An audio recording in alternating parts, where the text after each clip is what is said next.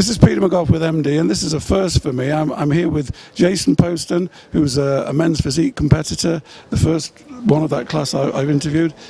Jason was fifth at last year's Olympia, and he's got a very interesting story, obstacles he's overcome. So tell us your story, Jason. Yeah, I mean, one of the obstacles I have with training is type 1 diabetes, and I'm very honored to represent and show some, a lot of the type 1 diabetics out there that you can overcome obstacles, and that health, fitness, and a trimmed, aesthetic condition, bodybuilding or physique type body can be achieved. And so that's why I started competing. But I was diagnosed 3 years ago, and really bodybuilding or physique has really showed me just what all I can accomplish.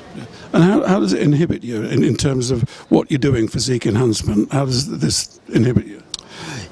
Yeah, well, my mindset actually, Peter, is that nothing inhibits me, and I can endure all things. I can conquer all obstacles, and that's kind of the mindset you have to have, no matter what you're doing in this great sport of bodybuilding. But really, I have to monitor my blood sugar before and after every meal, which involves pricking my finger. I have to, dose insulin for every single meal I sit down. Where you would probably go to a buffet and enjoy the food, I've got to look and calculate every single carb, fat, and protein with every single meal, so that my insulin dosing is correct. Because if it's not, there's no way that I can come in that 4-5% body fat that they want us for physique. In a strange way, is that a good grounding for somebody who's into physique enhancement and low body fat levels to, judge all the macronutrients and everything? I like to think so. Yeah, I mean, it's a double-edged sword, and where there can be some downfalls with the highs and lows of blood sugar and feeling dizzy and passing out, it also does make me be very, very militant. And so it requires dedication, commitment, a will to succeed, a will to drive, and if you don't do that, then there's no way I could step on stage and be successful, especially at the Olympia like I did last year. So what was your athletic background before getting into men's physique, and how did you evolve into men's physique? I played sports probably 5 and 6 days a week, 2 and 3 times a day. I was a nut at the rec center, on the field, and in the gym.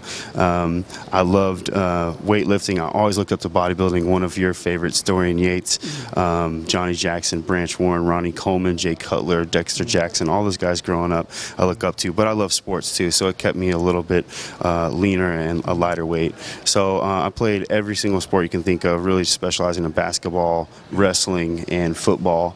But really, I was a meathead at heart, and I loved just being a gym rat. Right. And you're from Dallas. You train where? Yes, sir. I train at Destination, which formerly was Metroflex Plano, but Destination is just a great gym in Dallas, Texas. Right. And so, going to this contest tomorrow, what's your mindset for this contest? What's your ambition?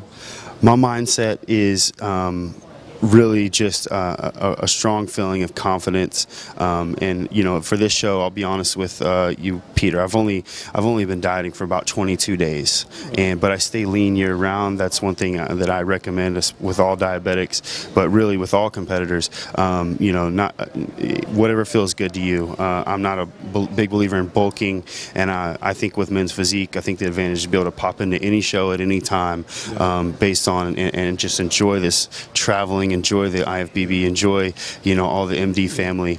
And so my mindset is, I want to come out with a win, and I've had a couple predictions. They're saying that I'm one of the favorites, but a prediction's just a prediction until you make it happen. And so we'll see what happens tomorrow. But this is the best I've ever felt. And do you feel yourself as a pioneer for this division? It's a new division, but it's really taken off, with real momentum the last couple of years. Yeah, I mean, you're going to be brought up, and your energy or how people look at you is going to be made based on how you promote it. But yeah, I think I think it's important for all the physique guys to set an example. This is such a great opportunity for guys to compete, where 10-20 years ago there's absolutely no way I could have stepped on a stage in the IFBB. And so yeah, I'm just very honored, very blessed, and it's a huge priority for me to set the example for what's to come. Right.